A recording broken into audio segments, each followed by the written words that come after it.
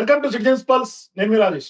ప్రస్తుతం దేశవ్యాప్తంగా BJP NDA ప్రభుత్వం విజయ దుందుబి మోగిస్తున్నటువంటి నేపథ్యంలో వెస్ట్ బెంగాల్లో చరిత్రలో ఎన్నడూ లేనటువంటి విధంగా ఇవాళ బీజేపీ అధికారంలోకి వచ్చినటువంటి నేపథ్యంలో బీజేపీ ఈ విక్టరీని ఏ విధంగా కొంత సెలబ్రేట్ చేస్తోంది. మరోవైపు నెక్స్ట్ టార్గెట్ తెలంగాణ అంటూ కూడా తెలంగాణ బీజేపీ నుంచి ట్వీట్ పెట్టినటువంటి నేపథ్యంలో తెలంగాణ రాజకీయ సమీకరణాలు ఏ విధంగా మారబోతున్నాయో మాట్లాడదాం. మనతో పాటు బీజేపీ ఎమ్మెల్యే రాకేష్ రెడ్డి గారు మనతో పాటు జాయిన్ అవుతున్నారు. సో త్వరలోనే తెలంగాణలో నరేంద్ర మోదీ గారు కూడా అడుగు పెట్టబోతున్నారు కాబట్టి ఏం జరగబోతుందో మాట్లాడదాం. సార్, రాకేష్ రెడ్డి గారు నమస్తే. నమస్తే. నమస్తే రాజేష్. నమస్తే సార్. ఏం సార్, తెలంగాణ బీజేపీ నాయకులుగా ఇవాళ జాతీయ స్థాయిలో కాషాయం ఇవాళ అలుముకుంటున్నటువంటి నేపథ్యంలో ఈ విక్టరీని మీరు ఏ విధంగా సెలబ్రేట్ చేస్తున్నారో, ఎంజాయ్ చేస్తున్నారు? విజయం ఎప్పుడు అదొకటి వీరులకు ఒక స్ఫూర్తినిస్తుంది. ఈరోజు వెస్ట్ బెంగాల్లో జరిగిన ఫలితాలు ప్రపంచంలో ఉన్న జాతీయవాదులందరికీ, భారతీయులందరూ గర్వకారణంగా నిలిచినది. అది మామూలు విజయం కాదు, చరిత్రలో నిలిచిపోయే విజయం. అది అంటే ఒక దుర్మార్గమైన, ఒక అరాచకమైన, అన్యాయమైన అవినీతి పరిపాలనని ఎదుర్కోవడానికి ప్రాణాలకు తెగించి ఎంతో మంది వీరులు నేలకొరిగారు. వాళ్ళ ఒక ప్రభుత్వ గుండగులు, ప్రభుత్వమే ఎన్నుకుండి నడిపించిన ఒక దుండగులతో అత్యాచారాలు, హత్యాకాండ సాగించిన వెస్ట్ బెంగాల్లో ఆ పోరాటం నిజంగా కూడా చరిత్రలో నిలిచిపోతుంది రాజేష్. కాబట్టి అది ఆ స్ఫూర్తిని పట్టుకుని ఈరోజు తెలంగాణలో ముందుకెళ్దామని ఒక ప్రయత్నంలోనే ప్రధానమంత్రి గారు వస్తున్నారు. కానీ ఒకటి సార్, వెస్ట్ బెంగాల్లో అంటే ఇవాళ పోస్ట్ పోల్ ఒకసారి చూస్తే కనుక పెద్ద ఎత్తున టీఎంసీ ఆఫీసుల మీద దాడులు చేసినటువంటి నేపథ్యం కూడా కనిపిస్తుంది. ఏంటి అసలు, ఎందుకు అంత స్థాయిలో ఇవాళ విధ్వంసం చేయాల్సినటువంటి అవసరం ఉందా టీఎంసీ ఆఫీసుల పైన? దీంట్లో మీరు ఒకటి గమనించాల్సింది ఏంటంటే, చాలా మంది బాధితులు, అంటే మీకు చిన్న ఉదాహరణ చెప్పాలంటే 15 సంవత్సరాలుగా ఒక మందిరాన్ని క్లోజ్ చేయించింది మమతా బెనర్జీ. రక్తపు టీరులు వాడతాయని మమతా బెనర్జీ కూడా అల్లాహు అక్బర్ అనుకుని నినాదాలు ఇచ్చుకుంటూ అక్కడ ఉన్న ముస్లింలను రెచ్చగొట్టి ఈ రోజు తెరుచుకున్నదంటే, ఈ రోజు దేశంలో ఉన్న మెజారిటీ ప్రజలు కూడా గమనించాల్సింది. ఈ దేశంలో మనం ఆత్మాభిమానంతో బతకాలా, ఆత్మగౌరవంతో బతకాలా, అభివృద్ధి చెందిన దేశంలో ఉండాలంటే మీకు కమలము ఎంత ముఖ్యము, బీజేపీ ఎంత ముఖ్యం అనేది వెస్ట్ బెంగాల్ ప్రజలు నిరూపించారు. ఈ రోజు మీరు ఉదయం వెళ్ళండి, 15 సంవత్సరాల నుంచి మూతపడ్డ మందిరం తెరిపి డైరెక్ట్ హిందువులే తెచ్చుకున్నారు వాళ్ళది మందిరం. అలానే ఏ మసీదు మూసేయలేదు, వాళ్ళు మసీదులు మూసేయలేదు, మందిరాలు తెరుచుకున్నారు. కాబట్టి అక్కడైనా కొంతమంది దుండగులు ఆమె వెస్ట్ బెంగాల్కి వెళ్ళి అది ఏమంటారు బంగ్లాదేశ్ తీసుకుని ఏదైతే గుస్సుబేట ఉన్నారో వలసవాదులు, వాళ్ళు ఆమె పేరేంది మమతా బెనర్జీ గారి మీద కోపంతో తగలబెట్టారు తప్ప మాకు ఎటువంటి ప్రమేయం లేదు దాంట్లో. అంతేనా సార్? సో ఇప్పుడు ఏం సార్, కాదు ఇక్కడ ప్రధానంగా ఇవాళ హిందుత్వ పోలరైజేషన్ జరిగింది, అందువల్ల ఇవాళ వెస్ట్ బెంగాల్లో కమలం వికసించింది. సో దీన్ని అంటే ఇది మీరు నమ్ముతారా ఈ యొక్క విశ్లేషణను? అంటే మరి ముస్లిమ్స్ పోలరైజ్ కావచ్చా అంటే మీరు చెప్పండి. మరి ఇట్లా మీరు జర్నలిస్టులు చెప్పిర్రు అనుకో, ముస్లింలు మాత్రం పోలరైజ్ కావాలా, ముస్లింలకు మాత్రమే ప్రత్యేక స్కీములు ఉండాలా, ముస్లింలకు మాత్రమే ప్రత్యేక గేట్లు ఉండాలా బంగ్లాదేశ్కి వెళ్ళి రావడానికి, ఈ దేశంలో వనరులు తినడానికి అని మీరు చెప్తే దాన్ని చెప్పచ్చు. ఒకటి, ఎదుటివాడు ఏ రకంగా ఉంటే ఆ రకంగా. కానీ ఇప్పుడున్న వెస్ట్ బెంగాల్లో 52 నియోజకవర్గాల ముస్లిం ప్రాబల్యం ఉన్నది. ఉదాహరణకు శుభేంద్ర అధికారి గారు అన్నారు కదా, నందిగాంలో ముస్లింస్ మొత్తం కోటేయాలి అన్నాడు క్లియర్ గా. కట్టర్ ముస్లిం నేను అనేది కాదు, కాబోయే ముఖ్యమంత్రి గారు అన్నారు అన్నమాట. అంటే ముఖ్యమంత్రి అభ్యర్థిగా ఏదో ప్రచారంలో అభ్యర్థి అన్నాడు. అంటే నిజాన్ని ఒప్పుకోవాలా, నిజాన్ని నిర్భయంగా చెప్పాలంటే హిందువులు ఐక్యత అవుతున్నారు. కలిసి ఉంటేనే బతుకుతాము, కలవకపోతే మట్టిలో కలిసిపోతాం అనేది బెంగాలు ఒక చరిత్ర చెప్పిన నిజం. కాందేశీ వాలిలో ఒక మహిళ అత్యాచారం గురపడిన మహిళ ఈరోజు చట్టసభల శాసనసభ్యురాలు. ఏదైతే ఒక మెడికల్ విద్యార్థి దారుణంగా అతి కిరాతంగా అత్యాచారం చేస్తే మమతా బెనర్జీ ప్రభుత్వం వెనుక నుండి రక్షించింది. ఆ కన్న తల్లి కన్నీళ్లతో శాసనసభలు అడుగు పెడుతుంది. బాధితులంతా ఈరోజు చట్టసభలకు వచ్చిండ్రు. కాబట్టి ఈరోజు వెస్ట్ బెంగాల్ ప్రజలు కూడా ఏంటంటే, అది ఎటువంటి నేల అంటే శ్యామ్ ప్రసాద్ ముఖర్జీ జనసంఘ్ స్థాపించిన నేల, వందే భారత్ నినాదించిన నేల, భారత్ మాతకు జయన గీతం పాడిన గడ్డ.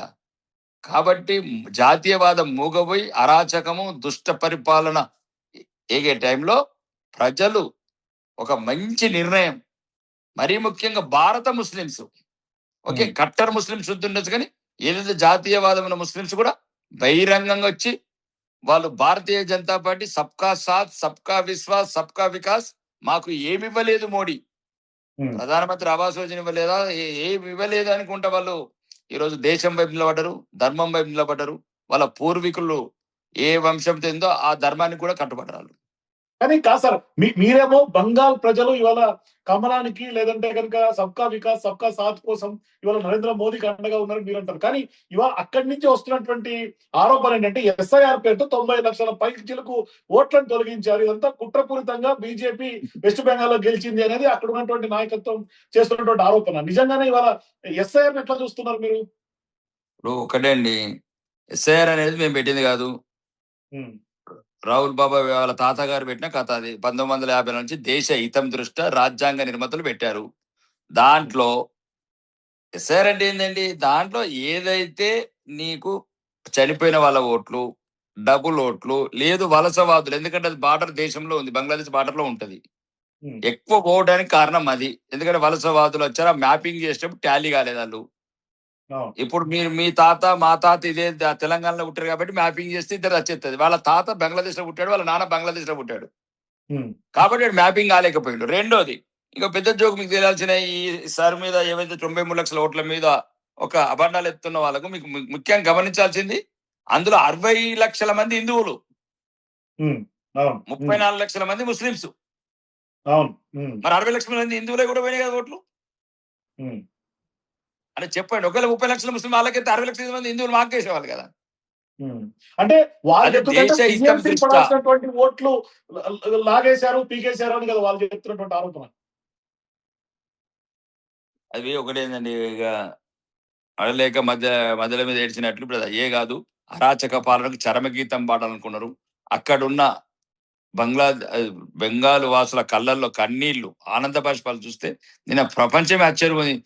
ఎంత దుర్మార్గంగా బతికినరా అంటే, అల్లాహు అక్బర్ అంటే ఇబ్బంది లేదు, కానీ జై శ్రీరామ్ అంటే కూడా మెడల మీద కత్తులు పెట్టే రోజులు వచ్చినాయి. అది 70% హిందువులు ఉండంగా ఒక దుష్ట నాయకురాలు తన జాతిలోనే పుట్టి తన జాతిని నిర్మూలించే ప్రయత్నంలో ఒక 72 సంవత్సరాల వృద్ధ జంబుకం ఈరోజు తన జాతిని తినడానికి ప్రయత్నంలో, అది బెంగాల్ ప్రజలంతా అన్నిటికి తెగించిండ్రండి. వాళ్ళు ప్రతి దానికి ప్రాణాలకు తెగించారు, అన్నిటికి తెగించి నిబ్బరంగా నిర్భయంగా ధైర్యంగా నిలబడ్డారు.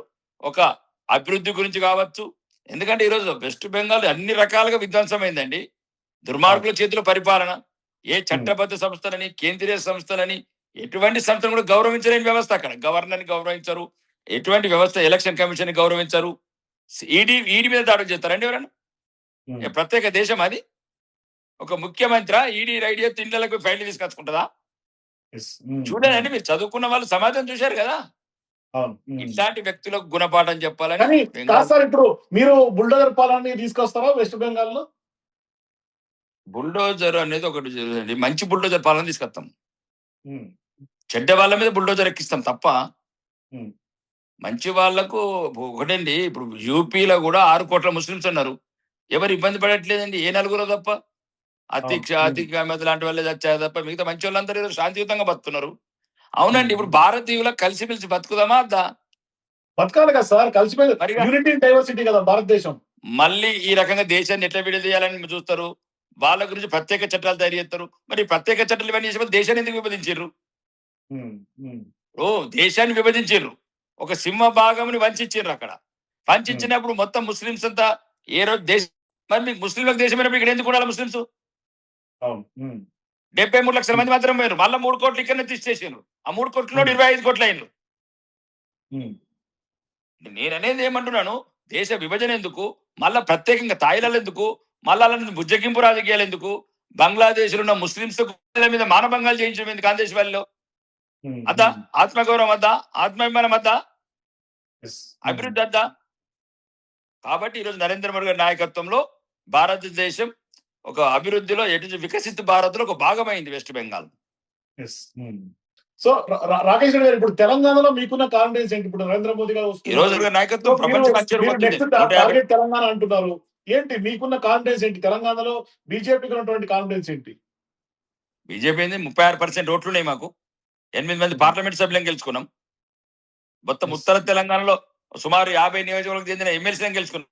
మెజార్టీ హిందువుల పట్ల చులకన చూసే ఈ కాంగ్రెస్ పార్టీ తెలంగాణ ప్రజలకు అబద్ధాల వాగ్దానాలు చేసి గద్దెనెక్కిండ్రు. 2.5 సంవత్సరాలు అయింది. ఏమి విద్యార్థులకు ఏమైనా జాబ్ క్యాలెండర్ ఇచ్చారా? నోటిఫికేషన్ ఇచ్చారా? 2 లక్షల మందికి ఉద్యోగాలు ఇస్తామన్నారు. లేదా నిరుద్యోగ వృత్తి తులం బంగారం ఇచ్చారా? రోడ్ల మీద అడ్లు ఎన్ని రకాల విఫలమైన ప్రభుత్వం అండి రాజేష్ ఇది. Yes. ఈ రోజు తెలంగాణ వ్యాప్తంగా తిరగండి, రైతుల కన్నీళ్లు. అవునండి, ఇప్పుడు అన్ని రంగాలలో విఫలమైన ప్రభుత్వం, అబద్ధాలతో గద్దెనెక్కిన ప్రభుత్వం, అవినీతిలో తులతూగుతున్న ప్రభుత్వం, రాష్ట్రంలో పరిపాలన మరిచి ఢిల్లీకి మూటలు మూసే ప్రభుత్వం, మంత్రి పదవుల గురించి కొట్లాడే ప్రభుత్వం, 2.5 సంవత్సరాలు నిండుగా పూర్తి మంత్రివర్గం ఏర్పడుకునే ఒక చాతగాని దద్దమ్మ ప్రభుత్వం. ఈ రోజు రైతులు ఏ రోడ్ల మీద వెళ్ళిన రోడ్ల మీద కన్నీళ్లు, ఏ కల్లాలో చూసినా రైతుల కన్నీళ్లు, వడగళ్ళ వానలు, ఒకవైపు ఎండలు, వీళ్ళు ఏసీలల్లా ఆటలు, వీళ్ళు పరిపాలకుల ప్రజలని ఈ రకంగా హింసించే ప్రభుత్వం ఇంతవరకు చూడలేదు. ఈ రోజే చూడండి, నజరుద్దీన్ రైతు అట్లా కళ్ళాలలో చచ్చిపోతున్నారండి. కళ్ళుండి కళ్ళు కబోదిలాగా ప్రవర్తించే ప్రభుత్వం, ఏసీ బంగ్లాల వాటాలు పంచుకునే ప్రభుత్వం, రైతుల దగ్గరికి వెళ్ళమనండి, మొక్కజొన్న కేంద్రాల దగ్గర కొనుగోలు లేరు, లారీలు లేవు, హమాలీలు లేరు, కాంటాలు లేవు. నెల సుమారు 45 రోజుల నుంచి రైతులు ఒక గోసపడుతున్నారండి రోడ్ల మీద. ఒకవైపు తరుగు తాలు రైస్ మిల్లర్లు అట్ల దోపిడీ చేస్తున్నారు. కానీ కాదు రాకేష్ గారు, ఇక్కడ కేంద్రంలో ఉన్నటువంటి మీ ప్రభుత్వం యొక్క బాధ్యత కూడా లేదా రైతుల పట్ల? ఇవి రాష్ట్ర ప్రభుత్వం అండి. రాష్ట్ర ప్రభుత్వం మీరు ప్రొక్యూర్ చేసి మాకు ఇవ్వాలా. ఎందుకంటే ఈ రాష్ట్రంలో సుమారు 29 రాష్ట్రాలు, 4 కేంద్ర ప్రభుత్వ ప్రాంతాలు ఉంటాయి కాబట్టి 33 రాష్ట్రాలు అమలు పంపించలేము మేము. ఏ రాష్ట్రానికి బాధ్యతలు ఉంటాయి, ఇక్కడ డబ్బులు మేమే ఇస్తాం. అమాలి కావచ్చు, గన్నీ బ్యాగ్ కావచ్చు, ఎఫ్సిఐ నుంచి ఇస్తాం మేము. ఇది ప్రొక్యూర్మెంట్ చేసే బాధ వీళ్ళకి అవసరమే లేదు కదా. ఏ కాంట్రాక్ట్ లో డబ్బులు వస్తాయి, ఏ భూములు అమ్ముకుంటే డబ్బులు వస్తాయి, హైదరాబాద్ ఎక్కడ పంచుకుందాం. కాబట్టి ప్రభుత్వం అన్ని రంగాల్లో విఫలమైంది. ఆ విఫలమైన ప్రభుత్వాన్ని ఈరోజు ఎండగట్టడానికి తెలంగాణ బీజేపీ సమాయత్తమవుతుంది. దానికి శంకారావ నరేంద్ర మోడీ గారు అభివృద్ధి ఈరోజు రావడం అంటే ఊరికే రావట్లేదండి. 8,000 కోట్ల రూపాయలు మహబూబ్ నగర్ 4 లేన్ల హైవే కావచ్చు, జైరాబాద్ 2,300 కోట్లతో జైరాబాద్ ఇనిషియల్ కారిడార్ కావచ్చు, 2,000 కోట్లతో బీబీనగర్ ఎయిమ్స్ కావచ్చు, కొన్ని ఆధునిక రైల్వే స్టేషన్లు కావచ్చు, సుమారు 7,850 కోట్లతో ఈరోజు రేపు 10వ తారీఖు నాడు అభివృద్ధి. కానీ రాకేష్ గారు, ఇక్కడ నరేంద్ర మోదీ గారు వస్తున్నటువంటి సభ మీటింగ్ పేరు మీద కూడా కొంత వివాదాలు నడుస్తుంది బీజేపీ పార్టీలో అంతర్గతంగా అనే ఒక చర్చ రాజకీయ వర్గాలు జరుగుతుంది. ఆ పేరు మీద ఆ పేరు ఏదో మీడియా వాళ్ళు క్రియేట్ చేసిన పేరు తప్ప ప్రధానమంత్రి మోడీ గారి సభ అండి. ప్రధానమంత్రి గారు ఈ రోజు తెలంగాణలో అడుగు పెట్టినప్పుడు 8,000 కోట్ల వర్క్స్ ప్రారంభోత్సవానికి వస్తున్నారు.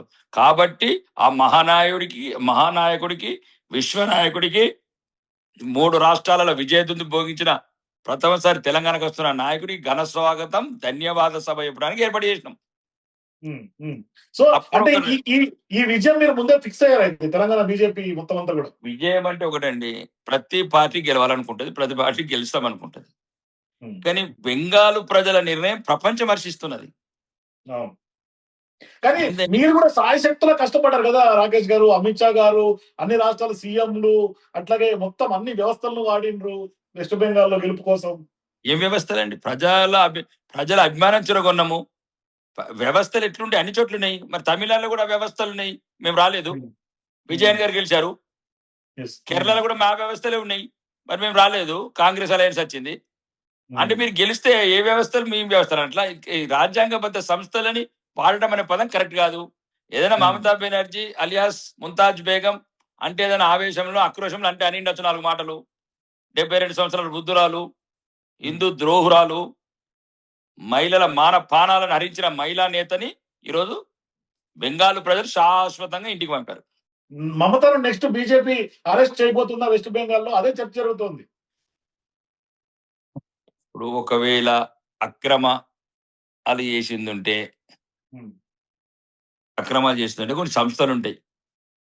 ఇప్పుడు అక్రమాలు చేస్తే వదిలేయమని చెప్తే వదిలేస్తాం. మరి రాహుల్ గాంధీ గారు, ప్రియాంక గాంధీ గారు చెప్తే వదిలేస్తారు.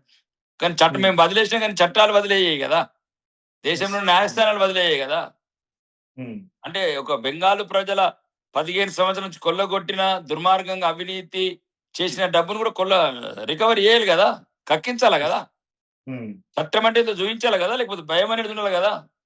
ఉమ్, ఇప్పుడు వాళ్ళ మేనరుడు అభిషేక్ బెనర్జీ మీద ఎన్నో ఆరోపణలు ఉన్నాయి. అవును. ఉమ్, అవన్నీ చట్టబద్ధ దర్యాప్తు సంస్థలు చూసుకుంటాయి, న్యాయస్థానాలు చూసుకుంటాయి తప్ప ప్రభుత్వము ఏదైతే సాక్ష్యాధారం ఉంటే సాక్ష్యాధారం కంపల్సరీ చర్యలు తీసుకుంటాం. సో ఇప్పుడు మీరు ఎజెండాలో సిఐఏ కానీ ఇటువంటి కొన్ని ఎజెండాలు ఉన్నాయి. బీజేపీ జాతీయ ఎజెండాలో ఇప్పుడు వెస్ట్ బెంగాల్ కూడా ఇంప్లిమెంట్ చేయాలన్న ఒక ఎజెండా ఉంది. సో ఆ ఎజెండాలో మమతాని కూడా శిక్షించాలి అన్న ఎజెండా పెట్టుకుందా బీజేపీ? ఇక్కడ ఈ బీజేపీకి వ్యక్తుల మీద కక్షలు ఉన్నాయండి. ఫస్ట్ ఇది మర్చిపోండి, బీజేపీ అనేది ఏదో ప్రాంతీయ party, family party, farm house party కాదండి. ఉమ్, ఇది దేశ రాజ్యాంగాన్ని, దేశ సంస్కృతి సాంప్రదాయాల్ని గౌరవించి ఈ దేశం గురించి పాటుపడే పార్టీ. yes, మాకు దేశమే ముఖ్యం, లేదా ఏదో కుటుంబాలు ముఖ్యం కాదు, లేకపోతే ఫ్యామిలీలు ముఖ్యం కాదు. మాకు ఈ దేశంలో చూడండి, ఈరోజు గౌరవనీయ నరేంద్ర మోడీ గారు వాళ్ళకి ఏమున్నదనండి, ఉమ్, కుటుంబం ఏంది, వాళ్ళకి దేశమే ముఖ్యం అండి. యోగి గారికి దేశమే ముఖ్యము. కాబట్టి దయచేసి ఈ రోజు మమతా బెనర్జీ కావచ్చు, ఇంకెవరైనా కావచ్చు, అస్సాం నడిపిన కావచ్చు, ఎక్కడ కావచ్చు, రేపు రేవంత్ రెడ్డిని ఓడగొట్టినా కూడా రేవంత్ రెడ్డిని పట్టించుకోము మేము. మాకు రేవంత్ రెడ్డితో ఏం పని? 146 కోట్ల మంది ఆయన ఒక్కడు. ఉమ్, ఒకవేళ ఆయన ఏమైనా అవినీతి చేసింటే అవినీతిని అక్కిస్తాము. ఉమ్, కాబట్టి వ్యక్తులని మేము ప్రత్యేకంగా టార్గెట్ చేయము. మాకు కావాల్సింది సుపరిపాలన.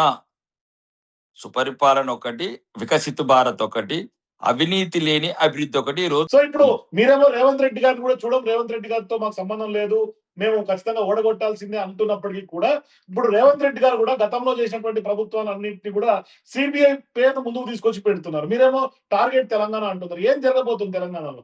తెలంగాణలో ఇంకేం జరగబోతలేదు. తెలంగాణలో కాషాయం వికసిస్తుంది. 2028 29 లోపల తెలంగాణలో ఎట్లయితే వెస్ట్ బెంగాల్, అస్సాములో, పుదుచ్చేరిలో అయినరో ఇక్కడ కూడా తెలంగాణలో కూడా భారతీయ జనతా పార్టీ ఘంటాపథంగా జయభేరి మోగిస్తుంది. బ్రహ్మాండమైన మెజార్టీతో తెలంగాణలో అధికారంలోకి వస్తాం. ఏదైతే ఈ రాష్ట్రాన్ని మొత్తం భ్రష్టు పట్టించిన 2 ప్రభుత్వాలు, ఈ గత ప్రభుత్వం కావచ్చు, ఈ ప్రభుత్వం కావచ్చు, ఒక మిగులు బడ్జెట్ ఉన్న రాష్ట్రాన్ని ఈ రోజు అప్పుల కుప్పగా ఉన్న బంగారు తెలంగాణని ఇత్తడి తెలంగాణ చేసిన బీఆర్ఎస్ కాంగ్రెస్ ని తగిన గుణపాఠం చెప్పి ప్రజాక్షేత్రంలో ప్రతిపక్ష పాత్ర పోషించి 2 సంవత్సరాలు ప్రతి సమస్య మీద ప్రజల వైపు నిలబడతాం, ప్రజా సమస్యల వైపు నిలబడతాం, ప్రజా ఉద్యమాలు నిర్మించి ప్రజల అభిమానాన్ని పొంది అధికారంలోకి వస్తాం. సో ఇప్పుడు తెలంగాణ టార్గెట్ పెట్టుకున్నారు. నెక్స్ట్ పంజాబ్ లో కూడా ఇప్పటికే కొంతమంది రాజ్యసభ సభ్యుల్ని మీ పార్టీలో విలీనం చేసుకున్నారు.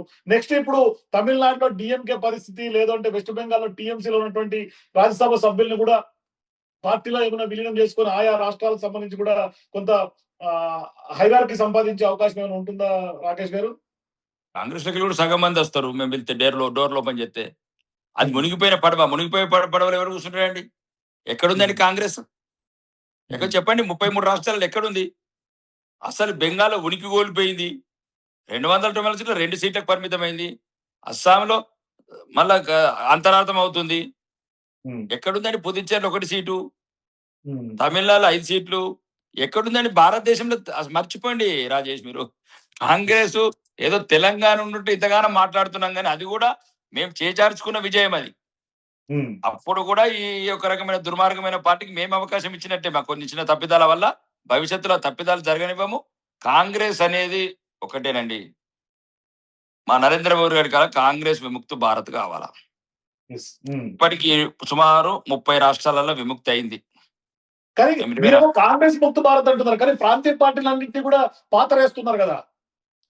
ప్రాంతీయ పార్టీలు ఎక్కడ అట్లాంటి విజయ్ గారు గెలిచారు ప్రాంతీయ పార్టీ.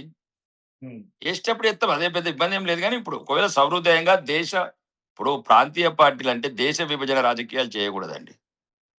ఇది కొన్ని లక్షలాది మంది చనిపోయి ఆత్మార్పణ చేసి త్యాగాలు చేసి స్వతంత్రం గురించి పోరాడి తెచ్చుకున్న స్వాతంత్రం అండి.